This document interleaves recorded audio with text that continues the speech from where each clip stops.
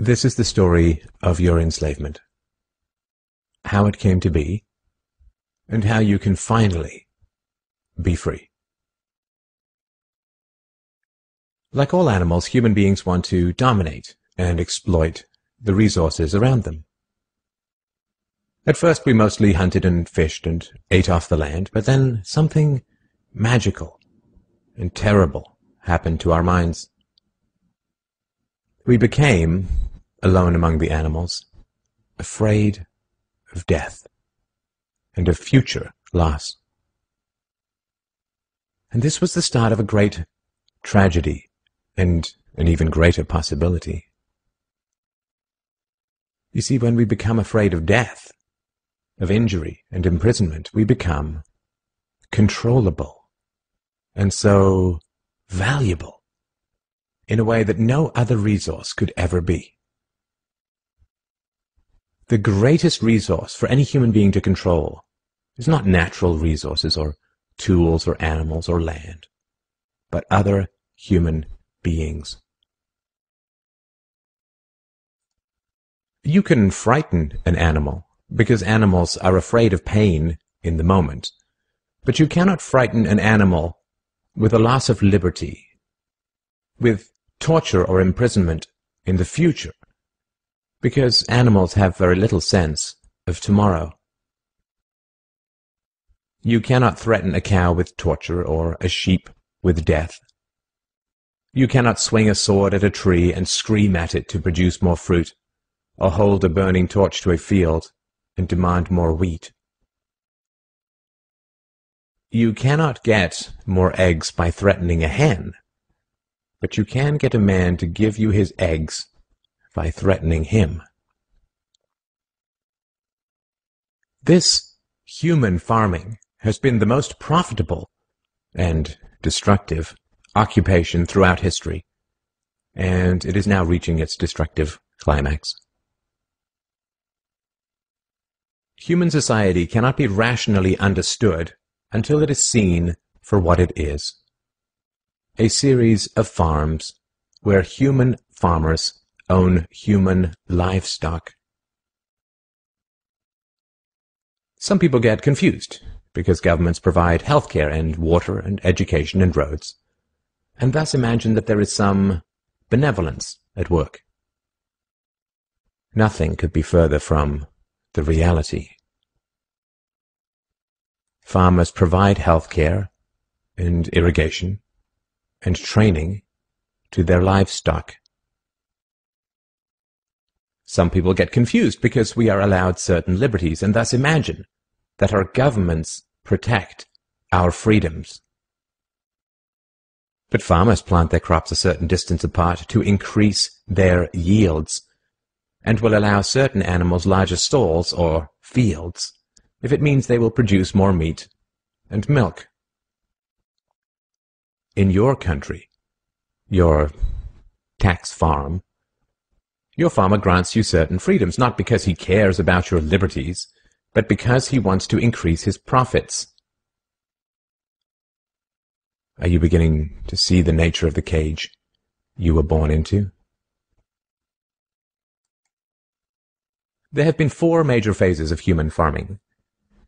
The first phase in ancient Egypt was direct and brutal human compulsion. Human bodies were controlled, but the creative productivity of the human mind remained beyond the reach of the whip and the brand and the shackles. Slaves remained woefully underproductive and required enormous resources to control. The second phase was the Roman model, wherein slaves were granted some capacity for freedom, ingenuity, and creativity, which raised their productivity. This increased the wealth of Rome, and thus the tax income of the Roman government, and with this additional wealth Rome became an empire, destroying the economic freedoms that fed its power, and collapsed. I'm sure that this does not seem entirely unfamiliar. After the collapse of Rome, the feudal model introduced the concept of livestock ownership and taxation. Instead of being directly owned, peasants farmed land that they could retain as long as they paid off the local warlords.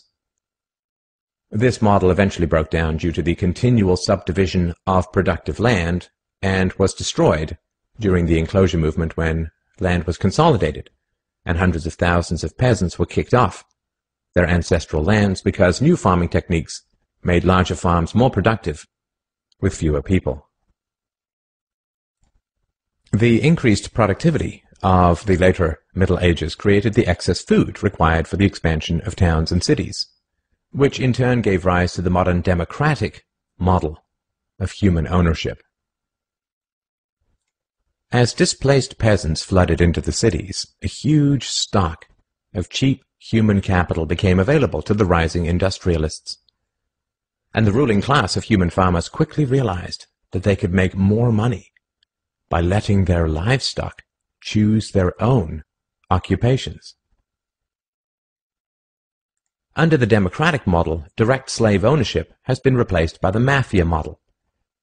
The mafia rarely owns businesses directly, but rather sends thugs around once a month to steal from the business owners.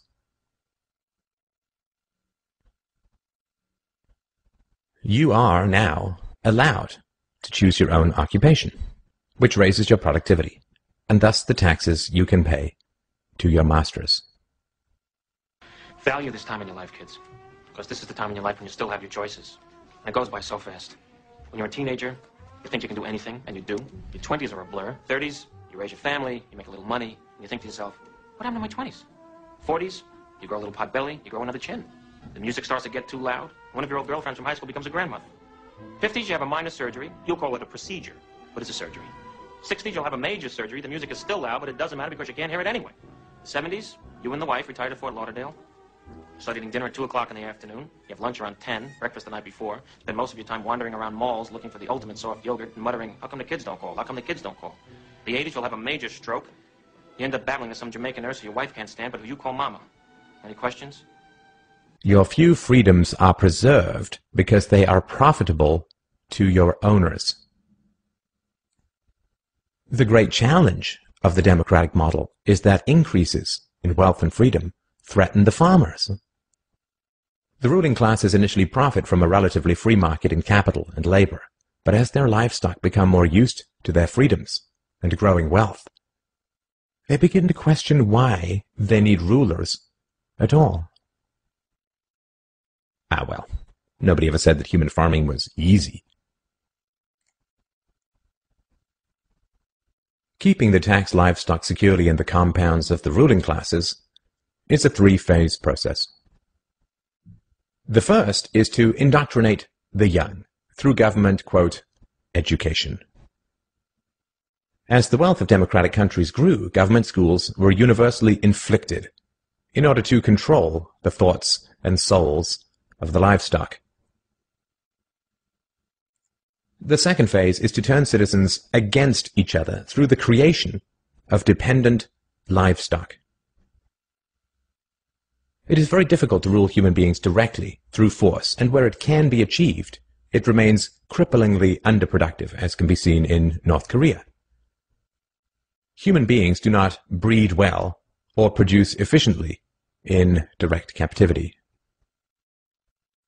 But if human beings believe that they are free, then they will produce much more for their farmers. The best way to maintain this illusion of freedom is to put some of the livestock on the payroll of the farmer.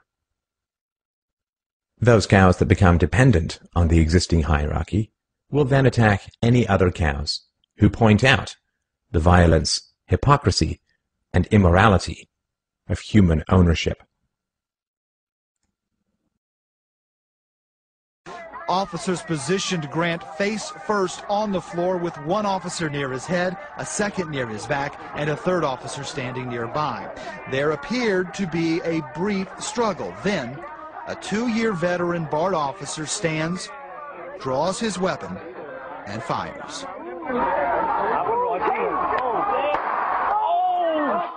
Freedom is slavery, and slavery is freedom.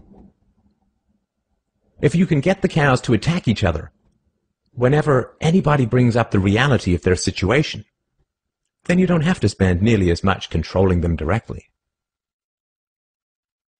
Those cows who become dependent upon the stolen largesse of the farmer will violently oppose any questioning of the virtue of human ownership, and the intellectual and artistic classes, always and forever dependent upon the farmers, will say to anyone who demands freedom from ownership, "You will harm your fellow cows."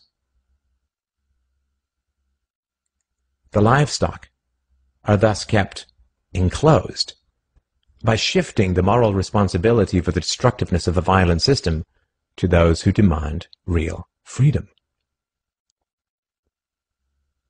The third phase is to invent continual external threats so that the frightened livestock cling to the protection of the farmers.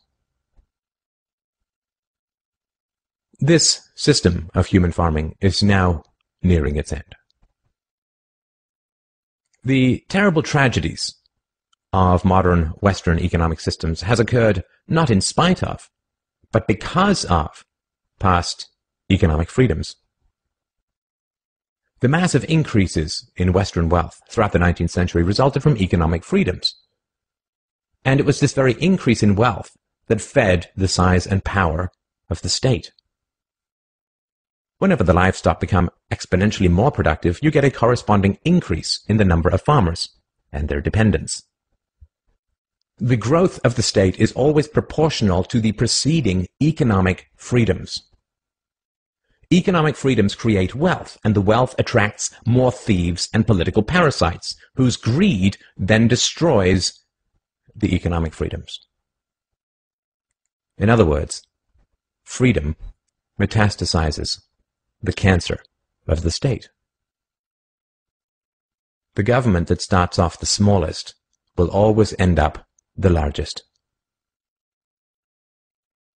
This is why there can be no viable and sustainable alternative to a truly free and peaceful society. A society without political rulers, without human ownership, without the violence of taxation and statism. To be truly free is both very easy and very hard.